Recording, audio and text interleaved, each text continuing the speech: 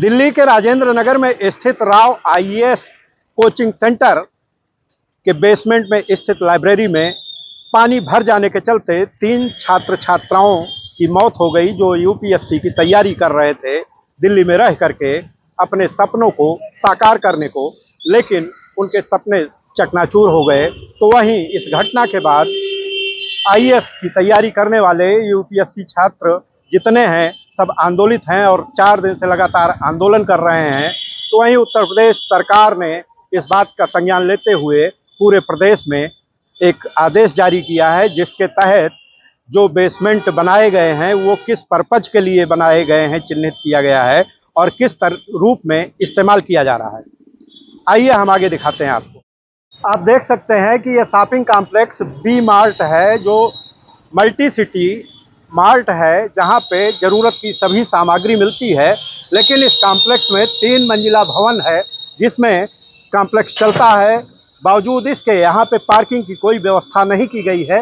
Basement है लेकिन इसके अंदर दुकानें संचालित होती हैं। तो वहीं आप देख सकते हैं कि सड़क के किनारे बाइक खड़ी होती हैं और गाड़ियां खड़ी होती हैं, जिसके चलते आवागमन पूरी तरह से बाधित होता है। हालांकि अभी ये नहीं पता है कि इस बेसमेंट का उपयोग किस रूप में दर्शाया गया है। यह है B2 मार्ट, जो मल्टी सिटी स्टोर है, जहां पे आप देख सकते हैं कि 2 मंजिलों पे ये स्टोर संचालित होता है। इसके नीचे जो बेसमेंट है, इसमें आप साफ देख सकते हैं कि दुकानें संचालित हो रही हैं। हालांकि इसका यूज बेसमेंट का किस रूप में प्रदर्शित किया गया है, ये फिलहाल अभी कोई जानकारी नहीं है। अभी आपने देखा बी मार्ट हो या B2 मार्ट, कहीं पे भी बेसमेंट पार्किंग के रूप में इस्तेमाल नहीं किया जा रहा है। दुकानें चल रही हैं। अब आप देख सकते हैं ये होटल स्नेह और रेस्टोरेंट है। इसके अंदर भी बेसमेंट है जहां पे रेस्टोरेंट संचालित होता है और यहाँ पे भी सिंगल एग्जिट है। इमरजेंसी में निकलने के लिए कोई व्यवस्था नहीं दिखाई दे रही है। स्नेह होटल के बाद आप देख सकते हैं उसके ठीक बगल में स्थित ट्यूलिप टावर, जिसमें 2 होटल और रेस्टोरेंट संचालित होते हैं। एक है सत्यम इन और जिंजर रेस्टोरेंट, तो दूसरा है होटल शशांक, जिसमें स्पाइस वैली संचालित होती है। हालांकि इसमें भी सिंगल एग्जिट है, लेकिन बेसमेंट जो है पार्किंग के रूप में इस्तेमाल किया जा रहा है, जो अन्य जगहों पर अभी तक दिखाई नहीं दिया है। ट्यूलिप टावर के ठीक सामने विजय लक्ष्मी टावर है, जिसमें विभिन्न मंजिलों पर दुकानें हैं, ऑफिस हैं। तो वहीं ग्राउंड फ्लोर पर, अपर ग्राउंड पे मार्केट है, जिसमें तमाम दुकानें खुली हुई हैं मोबाइल शॉप की। तो वहीं आप देख सकते हैं कि बेसमेंट में पार्किंग के साथ ही पार्किंग लिखा हुआ है, लेकिन इसके अंदर भी दुकान संचालित हो रही है। अब इसका यूज किस तरह से दर्शाया गया है, ये तो आगे जानकारी करने पर ही पता चलेगा। विजय कॉम्प्लेक्स के बगल में ही स्थित है गीता लॉज, जो पूरी तरह से मोबाइल मार्केट है और इसमें करीब 60-70 दुकानें हैं, जिसके अंदर दिन भर भारी भीड़ जमा रहती है। लेकिन पार्किंग के लिए कोई सुविधा नहीं दी गई है, जिसके चलते आप देख सकते हैं कि सारे वाहन सड़क के बगल में फुटपाथ पर खड़े किए जाते हैं। गीता कॉम्प्लेक्स के बाद आप देख सकते हैं ये होटल सिद्धार्थ है, जिसमें अपर ग्राउंड पे ICICI बैंक है, तो वहीं बेसमेंट में रेस्टोरेंट है और इसके ऊपरी तल पर भी रेस्टोरेंट संचालित है। लेकिन यहाँ पर भी पार्किंग की कोई व्यवस्था नहीं है। शहर के तमाम भवन, जो शॉपिंग कॉम्प्लेक्स हैं, होटल्स हैं, उनमें पार्किंग ज़्यादातर में है नहीं, जिसमें है भी तो उसको पार्किंग दिखा के बेसमेंट तैयार किया गया, लेकिन उसका इस्तेमाल मार्केट के रूप में किया जा रहा है। दुकानों को भाड़े पर उठा दिया गया है। हम बात करेंगे अग्निशमन अधिकारी से कि क्या विभाग से NOC ली गई है या नहीं ली गई है। पर जो इस तरह से गतिविधियां संचालित हो रही हैं बेसमेंट में, उसके लिए NOC लेते समय क्या दावा किया गया था? हमारे यहाँ ये प्राविधान है, अगर 200 वर्ग मीटर से ज़्यादा बेसमेंट है तो उसमें स्प्रिंकलर होना चाहिए। अगर बेसमेंट 200 से ज़्यादा है तो हम लोग किसी कार्यविधि के लिए एनओसी नहीं देते। हमारे यहाँ पुलिस महानिदेशक अग्निशमन एवं आपात सेवा के आदेश से इस समय भी एक अभियान चलाया जा रहा था 23 से 31 तक, जिसमें बेसमेंट में कार्य करने वाले, खासतौर पे जहाँ महिलाएं काम करती हैं, वहाँ पे जाके लोगों को जागरूक किया जाता है और फायर एक्सटिंग्विशर वगैरह चलाना बताया जाता है।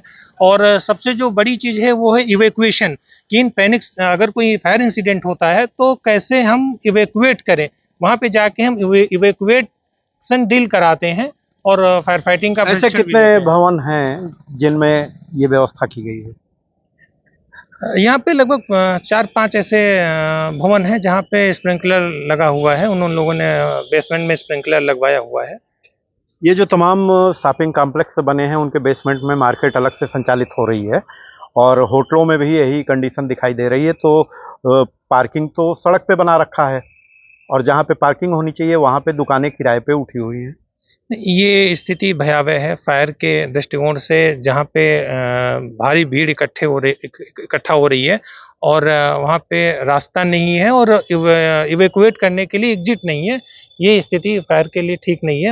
हम लोग प्रायः जो है उनको नोटिस वगैरह सर्व करते रहते हैं समय समय पे कि आप इसको ठीक करा लें। जो भी भवन बने हैं उसमें फायर के मानक के अनुरूप बनाया गया है कि नहीं? जो फायर सर्विस का एक मानक होता है कि हमारी गाड़ियां भवन के चारों तरफ घूम सकें। नहीं, हर भवन के लिए कैसे कह सकते हैं। हमारे पास जो अप्लाई होता है उसमें हम जाके निरीक्षण करते हैं और ये चीज़ इंश्योर करते हैं। अगर ये चीज़ नहीं है तो हम उसको अपनी तरफ से अनापत्ति वगैरह निर्गत नहीं करते। मतलब सीधा सा ये है कि विनियमित क्षेत्र प्राधिकरण जिसकी जिम्मेदारी है नक्शा पास करने के लिए, उसने लापरवाही बरती है इस तरह के मामलों में। नहीं, मैं कैसे कह सकता हूँ। आप नहीं कह सकते, लेकिन विनियमित क्षेत्र प्राधिकरण की जिम्मेदारी बनती है कि नक्शा पास करते समय इस बात का ध्यान रखें कि फायर ब्रिगेड की गाड़ियां वहां तक पहुंच सकें और भवन के चारों तरफ घूम सकें। आपने देखा कि प्रतापगढ़ में मल्टी कॉम्प्लेक्स हों या फिर शॉपिंग कॉम्प्लेक्स हों, होटल हों, ज़्यादातर जगहों पे पार्किंग की कोई व्यवस्था नहीं है और सिंगल एग्जिट पॉइंट बनाए गए हैं, जबकि कानूनी रूप से डबल एंट्री पॉइंट होने चाहिए। तो वहीं फायर या किसी भी आपात स्थिति से निपटने के लिए दो रास्तों का होना नियमतः जरूरी है। हालांकि सरकार ने एक फरमान जारी किया है कि ऐसी बिल्डिंगों को चिन्हित कर उनके खिलाफ कार्रवाई की जाए, लेकिन प्रतापगढ़ में अभी ऐसा होता दिखाई नहीं दे रहा है।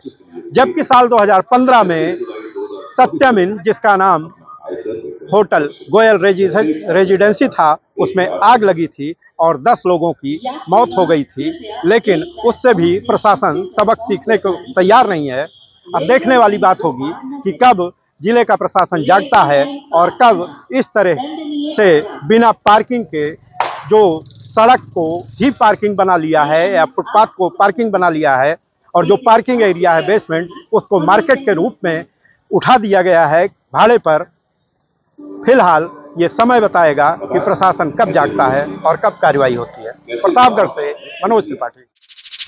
यूपी की हर खबर देखने और उनसे अपडेट रहने के लिए हमारे चैनल श्रेष्ठ यूपी को सब्सक्राइब और लाइक करें। साथ ही बेल आइकन को दबाना ना भूलें, जिससे हमारे हर वीडियो की जानकारी आप तक पहुंचती रहे।